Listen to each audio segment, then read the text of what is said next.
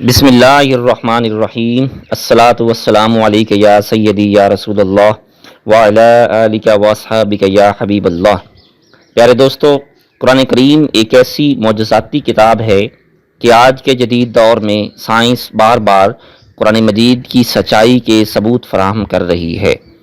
قرآن مجید کے مطابق حضرت عیسیٰ علیہ السلام کو آسمان پر اٹھا لیا گیا۔ حضرت یونس علیہ السلام 40 دن مچھلی کے پیٹ میں زندہ رہے۔ اصحاب کہف اپنے کتے سمیت ایک غار میں 309 سال تک سوئے رہے اور پھر بیدار ہو گئے۔ قرآن مجید اللہ کی نافرمان قوموں کی تباہی کے قصوں سے بھری پڑی ہے۔ فرعون اور نمرود جیسے حکمران اپنے گھمنڈ اور غلط فیصلوں سے پوری قوم کی تباہی کا باعث بنتے رہے۔ دوستو، آج تک دنیا پر حکمرانی کرنے والے 4 ہی بڑے بادشاہ گزرے ہیں جن کی حکومت بہت وسیع تھی۔ ان میں سے 2 مومن اور 2 کافر تھے۔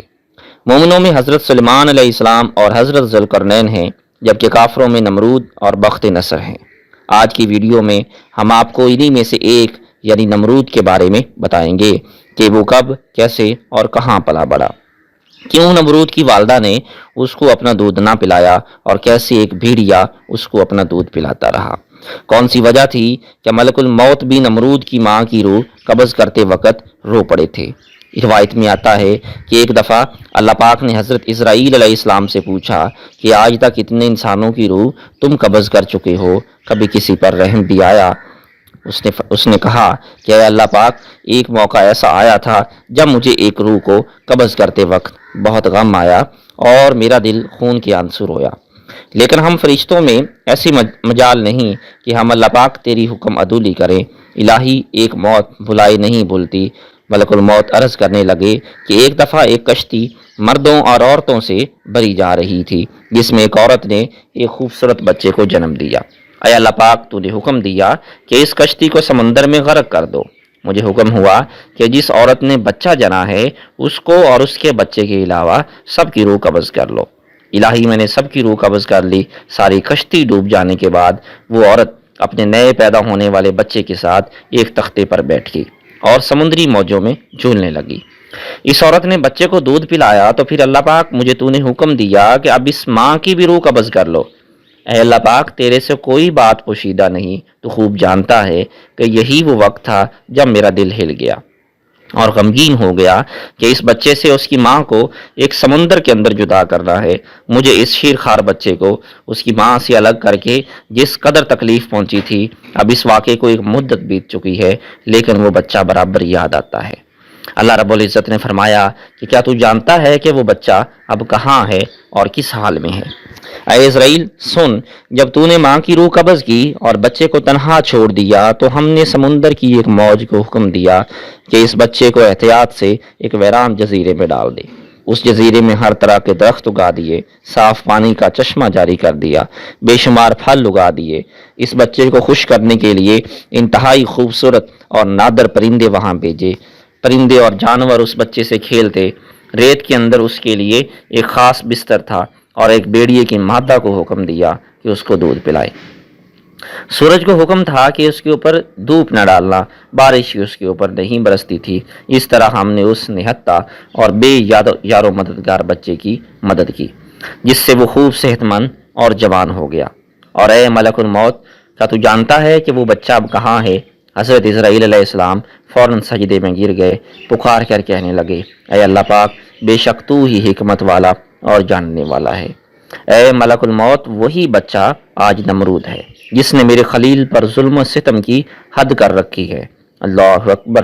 نمرود ہی وہ بچہ تھا جسے پروردگار عالم نے اپنی قدرت کاملہ سے شان اور عظمت سے پالا، مگر اس بچے نے بڑے ہو کر خوب قوت حاصل کی، شاہی خاندان میں جگہ بنا کر بادشاہ بن گیا۔ یہ بابل کا حکمران تھا۔ آہستہ آہستہ ایسا متکبر اور ظالم ہو گیا کہ اس نے اللہ رب العزت کی برابری شروع کر دی۔ نعوذ باللہ، ایک دن ایسا بھی آیا کہ اس نے خدائی کا دعویٰ کر دیا اور لوگوں سے کہنے لگا کہ مجھے سجدہ کیا کرو۔ وہ ایسا ظالم بادشاہ تھا کہ جس نے پورے ملک کے غلے کو اپنے قبضے میں لے رکھا تھا۔ خوراک صرف اسی کو ملتی تھی جو اس کو خدا مانتا تھا۔ ایک دن حضرت ابراہیم بھی غلہ لینے کے لیے نمرود کے دربار میں پہنچ گئے تو اس نے کہا، پہلے تم مجھ کو اپنا خدا تسلیم کرو۔ جب ہی میں تم کو غلہ دوں گا۔ حضرت ابراہیم علیہ السلام نے بھرے دربار میں اعلان فرما دیا کہ تو جھوٹا ہے اور میں صرف ایک خدا کا پرستار ہوں جو وحدہ لا شریک ہے۔ یہ سن کر نمرود آپے سے باہر ہو گیا اور آپ کو دربار سے نکال دیا۔ نمرود حضرت ابراہیم علیہ السلام کی تبلیغ سے بالکل تنگ آ چکا تھا۔ ایک دن اس نے حضرت ابراہیم علیہ السلام کو اپنے دربار میں بلایا اور پوچھنے لگا، بتاؤ تمہارا رب کون ہے جس کی عبادت کی تم لوگوں کو دعوت دے رہے ہو؟ حضرت ابراہیم علیہ السلام نے فرمایا، میرا رب زندہ کرتا ہے اور مارتا ہے۔ اس نے کہا، میں بھی زندہ کرتا ہوں اور مارتا ہوں۔ حضرت ابراہیم علیہ السلام نے فرمایا، میرا رب مشرق سے سورج نکالتا ہے، اگر تو اس پر قدرت رکھتا ہے تو مغرب سے نکال کر دکھا۔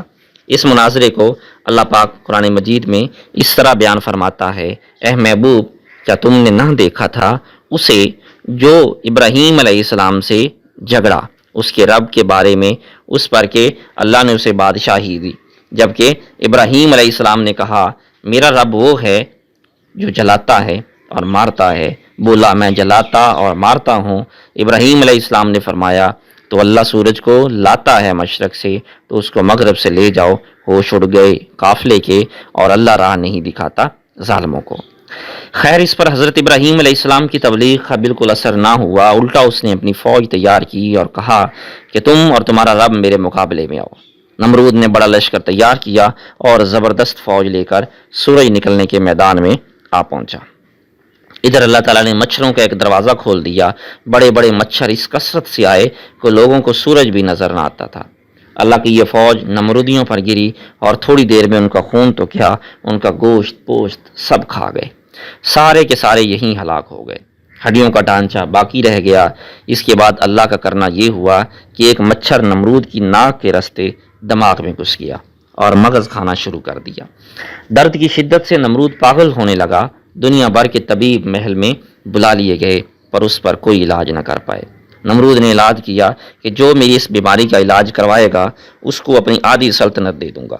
اس اعلان کے بعد بھی بہت سے لوگوں نے علاج کیا لیکن سب بے بس رہے۔ خیر، اس نے اپنی تکلیف کم کرنے کے لیے سر پر ڈنڈے لگوانا شروع کر دیے۔ خدا کی قدرت کہ جب سر پر ڈنڈا پڑتا مچھر کاٹنا کم کر دیتا اور جب ڈنڈا نہ پڑتا کاٹنا شروع کر دیتا۔ کیفیت یہ ہو چکی تھی کہ جو شخص نمرود کے سر پہ زوردار تھپڑ لگاتا وہ اس کا ہمدرد کہلاتا۔ یوں ڈنڈے پڑتے پڑتے کھاتے کھاتے کئی سال گزر گئے اور بالآخر نمرود ذلیل و رسوا ہو کر مر گیا، اور یہ تفسیر خازن میں واقعہ درج ہے۔ دوستو، بے شک اللہ پاک ہی ہمارا رازق، خالق اور مالک ہے۔ وہ جسے چاہے زندگی عطا فرماتا ہے، جسے چاہے موت۔ قابل غور بات تو یہ ہے کہ ہم نے ملک الموت کے آنے سے پہلے اپنی آخرت کی زندگی کے لیے سامان اکٹھا کرنا ہے۔ اللہ پاک ہمارے جانے انجانے کے تمام گناہ معاف فرمائے، ہمیں نیک اعمال کرنے کی توفیق عطا فرمائے۔ اے اللہ پاک، ہمیں موت کی تیاری کرنے اور بروز قیامت نبی کریم صلی اللہ علیہ وآلہ وصحبہ وسلم کی شفاعت نصیب فرما، آمین۔